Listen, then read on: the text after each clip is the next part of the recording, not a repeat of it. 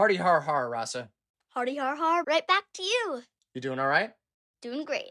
Are you ready to know everything? I sure am. All right, let's go.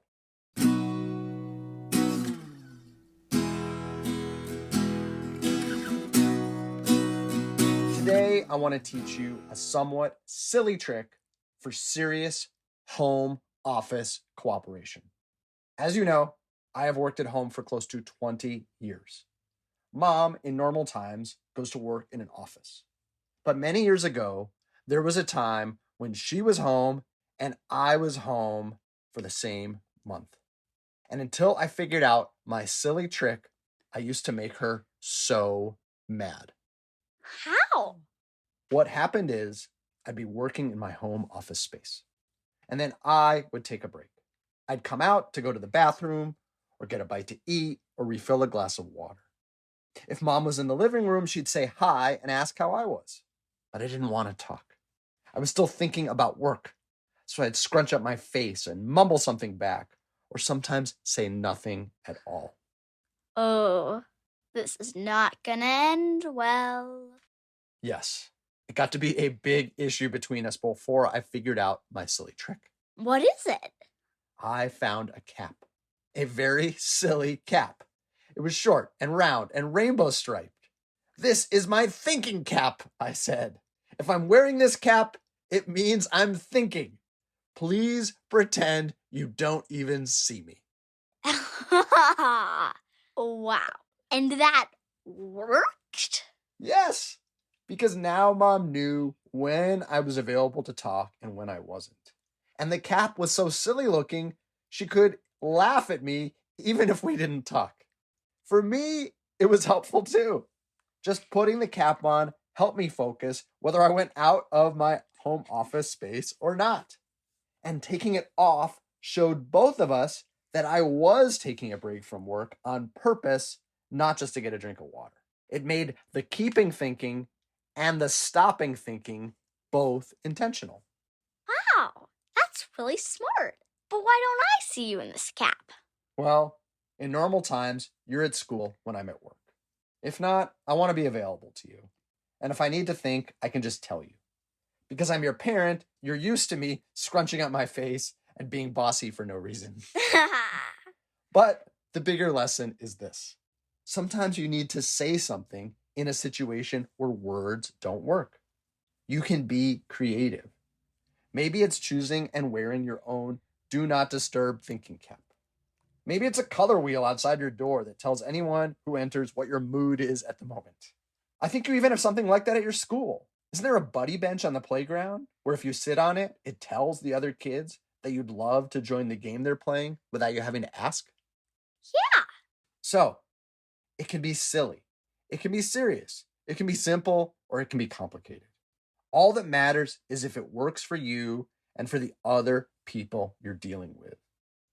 Then they'll get to know you better, and you might get to know yourself better too. I'm gonna make a I want a playdate hat, a put the cats on my lap while I'm reading hat, and a let's roast marshmallows for dinner hat. I'm gonna need an I give up cap. I can make one of those for you too.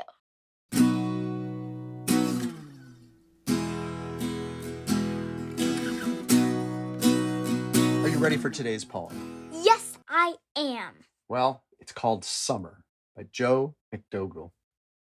Every summer when I was a child, I visited my grandfather's farm.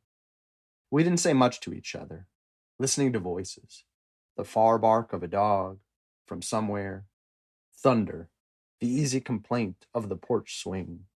When it rains, quickening old ashes in the fireplace. I want to go back to the house that was, the people that were, the chores, the horses, the cat. But what if I could? What if someone, glancing up from a sewing machine or a plow, should see me there? Wow, what an amazing poem. May I read it? I'd love that. Summer by Jo McDougall. Every summer when I was a child, we visited my grandmother's farm. We didn't say much to each other, listening to voices, the far bark of a dog from somewhere, thunder, the easy complaint of the porch swing. When it rains, quickening old ashes in the fireplace, I want to go back to the house that was, the people that were, chores, the horses, the cat. But what if I could? What if someone, glancing up from a sewing machine or a plow, should see me there? She's going back in time, but it's like she's the ghost in that poem at the end, isn't it? Yeah. It's like she'd frighten the people, or she'd weird them out, or she'd interrupt the scene. Or if it was me, I'd go to her and say, "Howdy, possible? Can you steal tickets to Disneyland?" What do you think about having that most cherished memory be a time of silence or a time of work?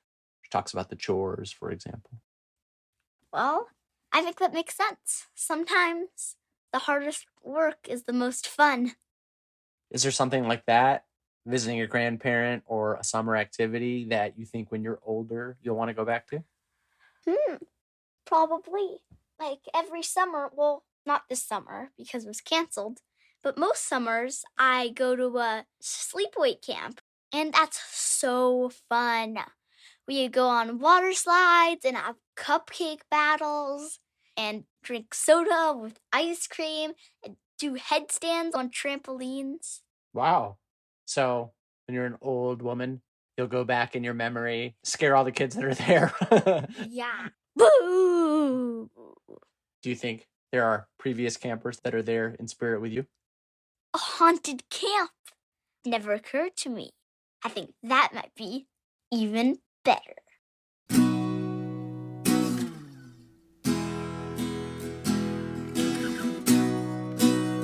Last segment of the show. Do you have a vexing question for me? Yes, I do. My vexing question is from Alora of Hopkins School. How does Wi-Fi work? Very important these days, but I don't know. I'm going to look it up, and I'll ping the answer your and Alora's way. Sounds good.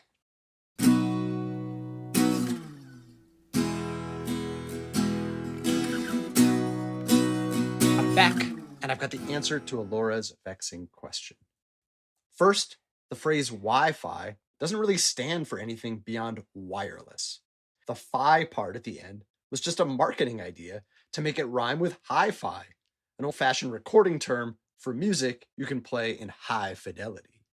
Wi-Fi works using wavelengths of electromagnetic radiation. Short wavelengths show up for us as colors. Longer ones are invisible to the human eye, but transmitters and receivers can encode and decode them as data. Cell phones use the same principle to send and receive information through the air, and so do televisions and radios. All these signals don't get confused with one another because the government and equipment makers restrict different kinds of communications to different wavelengths. Not to mix metaphors, but it's a bit like if cell phones could only communicate using red and orange letters, televisions with yellow and green letters, radios with blue letters, and Wi-Fi with indigo and violet. The rainbow of communication. Wi-Fi networks can be as small as a single room or as big as an entire city. They work by connecting wireless users with one or more plugged-in access points called routers. No router, no Wi-Fi. Just like no cell phone tower, no cell phone service. Wow. Next time we're in an internet cafe, I'll ignore the music playing and imagine the invisible rainbow of Wi-Fi radio waves shooting information back and forth instead. You Must Know Everything is produced by me, Jeremy Smith, and her, Rasa Smith, with awesome music by Furniture. Learn more and submit your own vexing questions at our website, youmustknoweverything.com. Subscribe via Apple Podcasts, Android, Spotify, or however you like to listen, and hear dozens of previous episodes for free. Please rate, review, and share the show with friends. And please join us next time for everything you need to know.